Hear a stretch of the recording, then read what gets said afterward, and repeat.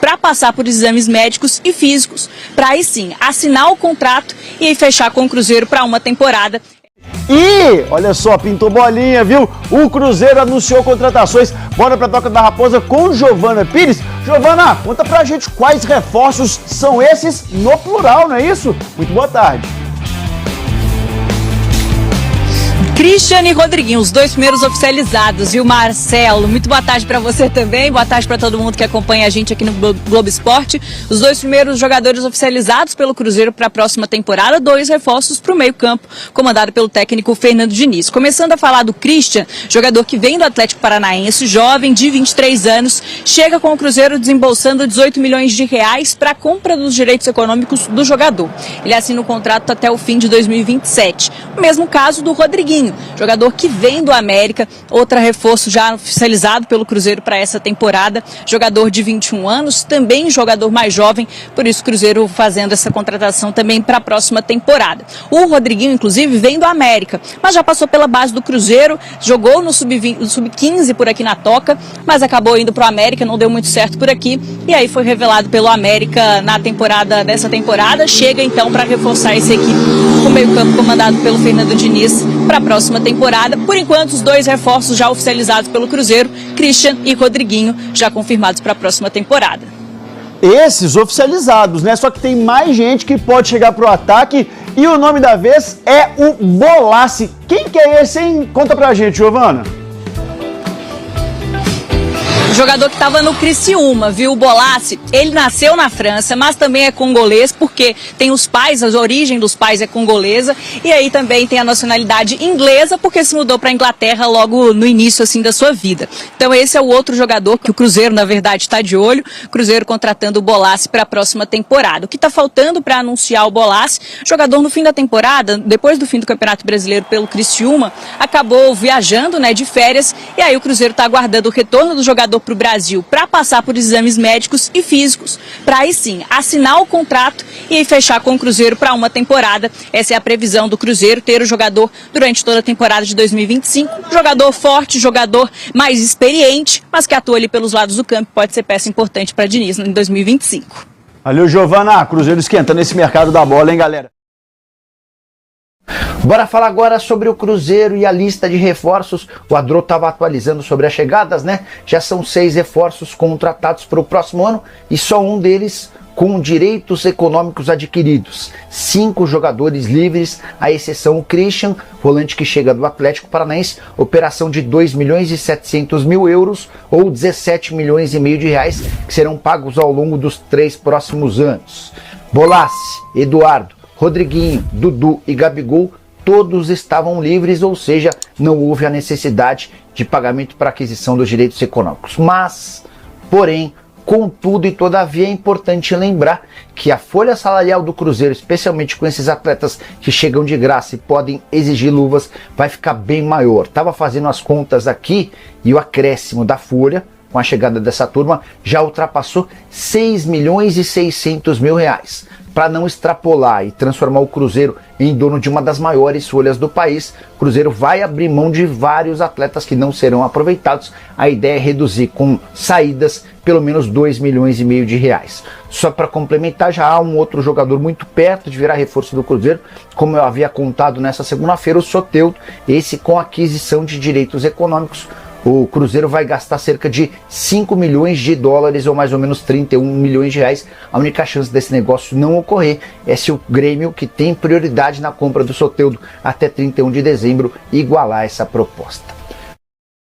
Ô Mirandinha, dá uma desenhada aqui pro torcedor, porque com a informação do Nicola, vamos supor aí que Soteldo, segundo o Nicola, próximo de assinar com o Cruzeiro, chegue. E aí vem Soteldo, Dudu, Gabigol, Rodriguinho e Bolassi. Tô pegando do meio ofensivo pro ataque. É muita gente para jogar. E nem tantas vagas fácil. assim. Bota um zagueiro lateral e bom pra frente. Tá resolvido. Como é que é?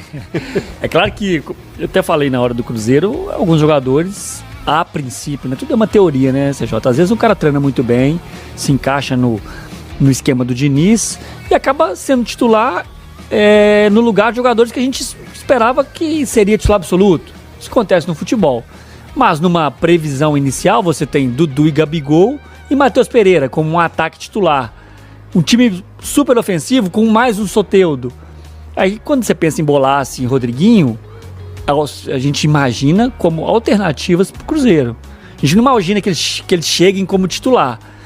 Então, se você pensa nesses... o próprio Caio Jorge, o próprio Lautaro que vão continuar também, o próprio Dineno, que o Cruzeiro deve continuar com ele. A princípio é isso. Todos reservas, esses nomes que já estão no Cruzeiro.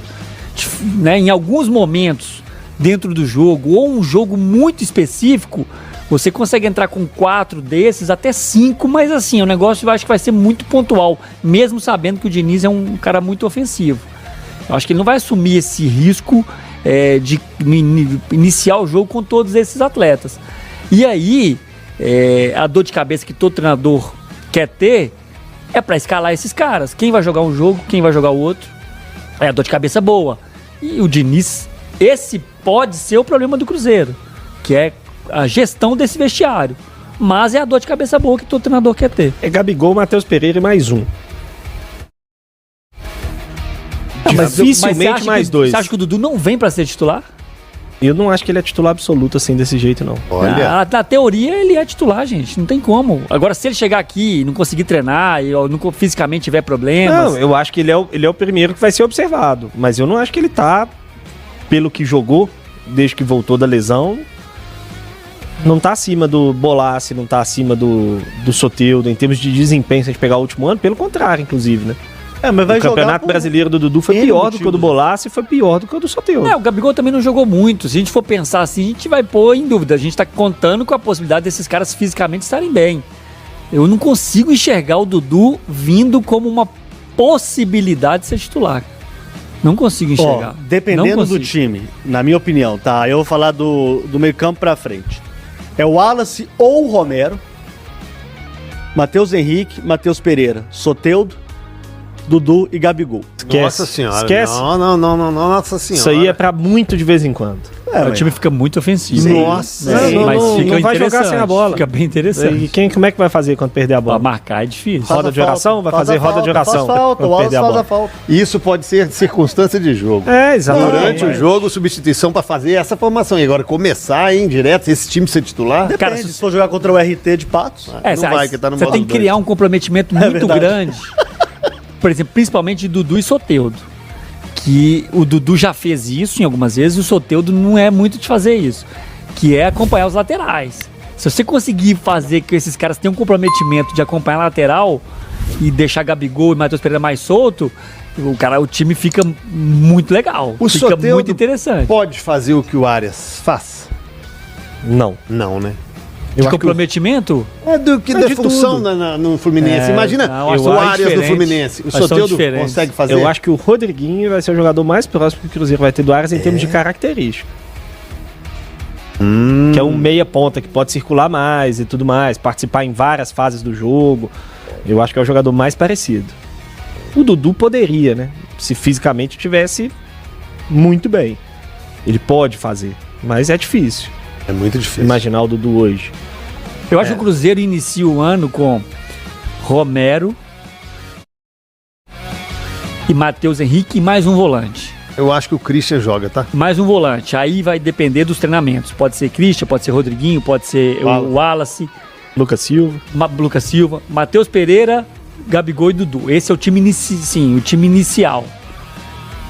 Nós não estamos citando nem o Caio Jorge. E o Dineno quando voltar também? Não, se o Gabigol estiver bem e o Dudu estiver bem, esses jogadores serão reservas. também Verdade. Mas tem uma Serão coisa reserva. interessante nas contratações do Cruzeiro. Assim. qual? O Cruzeiro ele não foi ao mercado e trouxe, por exemplo, um centroavante, um 9, de fato. Porque ele já acha que tem o Caio Jorge e já acha que tem o Dineno.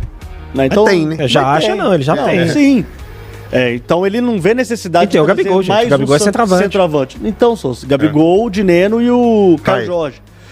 Então ele foca mais pelos lados do campo. E aí entra o Soteldo, entra o Bolazier é ótimo, Bolazio, o Dudu, o próprio Rodriguinho.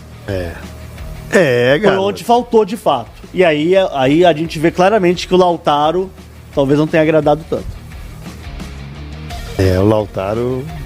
O Lautaro foi reserva do Tevez na última rodada do Campeonato Perfeito, Brasileiro. bem lembrado. Com todo respeito ao Tevez. Mas Começando agora. E eu acho que, inclusive, que se houver alguma possibilidade de negócio, o Lautaro dificilmente fica no Cruzeiro. E o Nicola acabou de falar desse alívio de 2 milhões na folha para poder chegar. Vamos ver se vai contar o Diniz, aguardemos.